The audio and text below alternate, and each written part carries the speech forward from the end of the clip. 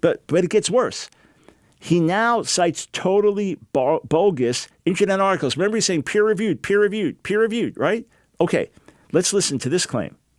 So when Spaniards came, right, they noticed that the tribe of Issachar, the Mexicans, right, the indigenous Mexicans had obsidian knives that they used for circumcision, which is known as a Jewish rite. So here we see a tradition. We see DNA linking them to the Middle East, and we see a Jewish tradition, right? It also says the Nahua Uto-Aztecan language itself has been shown to have many Hebraic Semitic roots and can be traced to northwest Palestine, where parts of the Israelite tribe of Issachar settled. And this is via Robin Moran, a historian from the University of Manchester and the University of California at Riverside, right?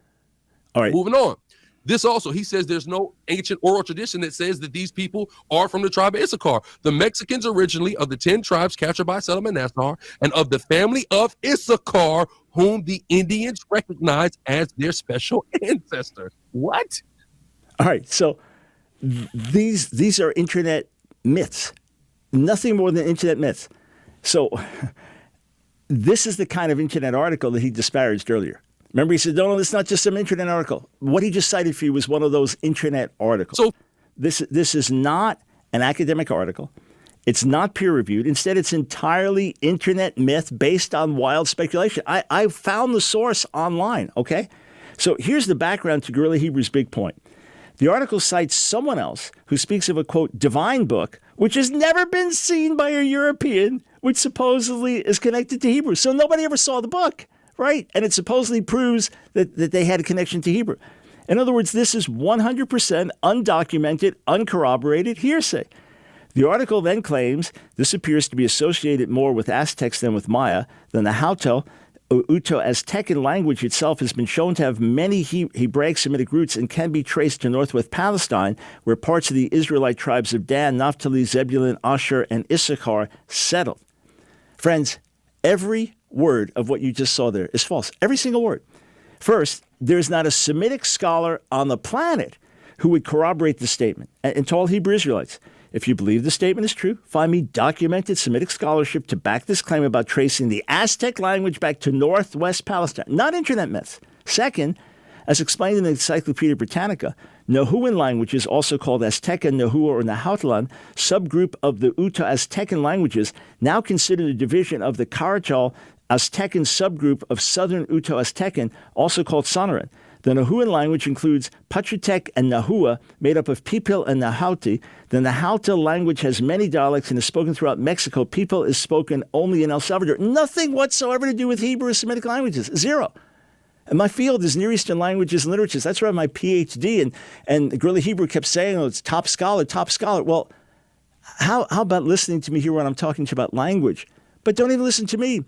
Research it for yourself. There is not a Semitic scholar on the planet who connects the Aztec language to ancient Israel, specifically northwest Palestine. So did Guerrilla Hebrew knowingly cite a totally bogus internet source, one that's based on hearsay and linguistic drivel? Or was he ignorant of the fact that the source was false? And for the record, Robert Marett was not a Hebrew Semitic scholar, nor are many of the words in the internet article his own. He simply repeated other non-scholarly accounts as well. So somebody claimed to see a book that nobody else ever saw and claimed that it traces back to Hebrew, and then they claim that they had these Israelite practices. Nobody has corroborated this. No scholar, archaeologist, historian that's respected has corroborated a word of this. Then he cites from a Spanish chronicle. It's one author's personal opinion dating back to the late 1600s without any evidence to support. And it's totally contradicted by all national traditions of the Mexican people, both the native people and the later Spanish population. Who on earth today relies on the opinion of Baltasar de Medina? Who ever even heard of him? There's not one single respected historian of Mexico who would agree with the claim that the Mexican people are the tribe of Issachar. Once again, show me the peer-reviewed academic studies. There are none. But there are more ridiculous claims. All right, I'm just fact-checking the sources. Thus far, we've seen every single one he either blatantly misrepresented, or didn't tell you that they have been completely contradicted, or didn't tell you that they are internet myths. All right, so here's more from Guerrilla Hebrew.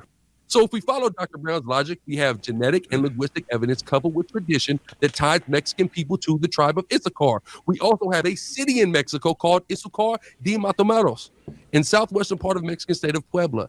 Puebla is Spanish for village. So basically, this place is called the village of Issachar. All right. Number one, there is no genetic connection between Mexicans and Israel. As reported on science.org, June 2014, Mexico contains 65 different indigenous ethnic groups, 20 of which are represented in a recent study, says Andres Moreno Estrada, a population geneticist at Stanford University in Palo Alto, California, and the study's lead author. So I'm not going to quote the rest of the details here, but just notice this.